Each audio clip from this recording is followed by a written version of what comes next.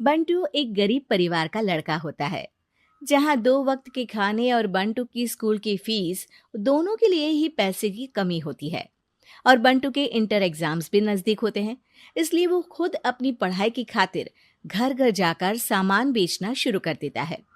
एक सुबह बंटू थैले में सामान भर के घर से निकलने को तैयार होता है। माँ, खाने के लिए कुछ है?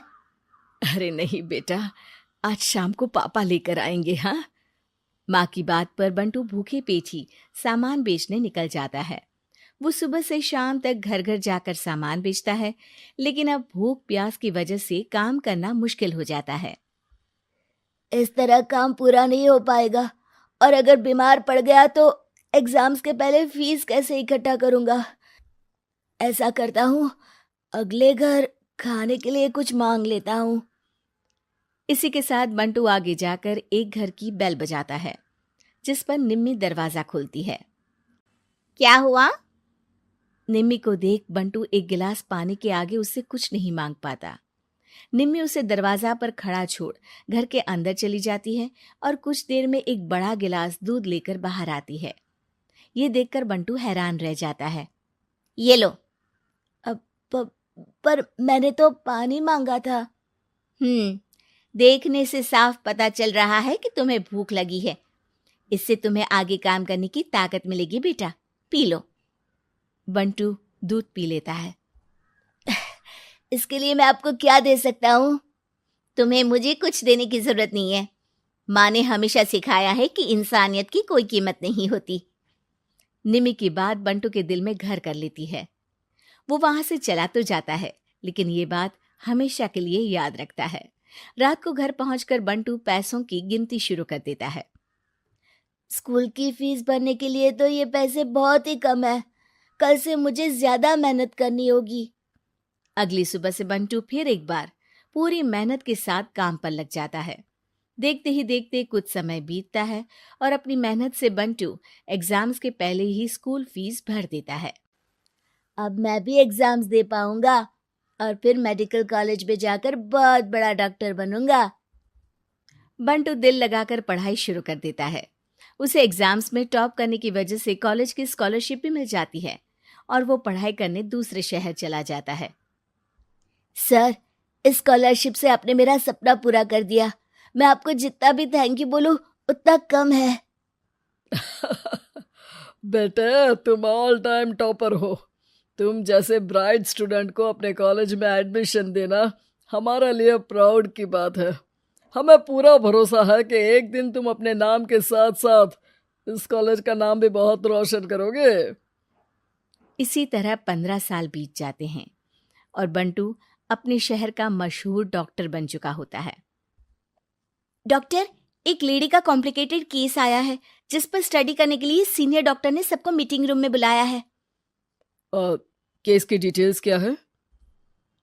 बंटू के पूछने पर नर्स उसे लेडी की सारी डिटेल्स बताती है, जिस पर बंटू उसके शहर का नाम सुनते ही चौंक कर भागता हुआ उसके कमरे में पहुंच जाता है, जहां वो निम्मी को देखते ही पहचान लेता है। उसके पीछे पीछे नर्स भी वहां पहुंच जाती है। नर्स, इनकी सारी रिपोर्ट्स मुझे अभी चाहिए और अब से इनका केस मैं ही हैंडल करूंगा। पर डॉक्टर, ये केस बहुत कॉम्प्लिकेटेड है। आज तक कोई भी डॉक्टर इनकी बीमारी तक नहीं पहचान पाया और दूसरे शहर वालों ने तो इनके बचने की उम्मीद ही छोड़ दी थी। तुम्हें आगे कुछ भी बोलने की जरूरत नहीं है। मैंने जो कहा बस वही करो। नर्स बंटू को निम्मी की सारी रिपोर्ट्स दे देती है, जिसके बाद वो उस पर स्टडी शुरू कर देता है और हजारों दिक्कतों के साथ महीनों की मेहनत के बाद आखिर में निम्मी की बीमारी का पता लगाने के साथ साथ उसका इलाज ढूंढ ही लेता है। मैं आपको ठीक करके ही रहूंगा।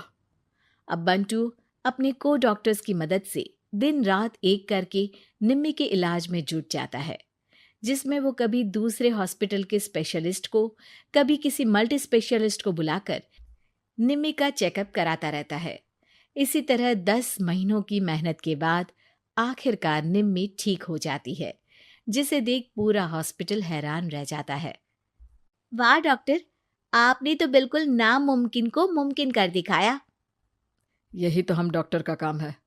सुनो, इनके डिस्चार्ज के वक्त बिल के फाइनल प्रोसीडिंग से पहले उसे मेरे पास ज़रूर लेकर आना। कुछ ही हफ्तों में निम्मी के डिस्चार्ज होने का वक्त भी आ जाता है।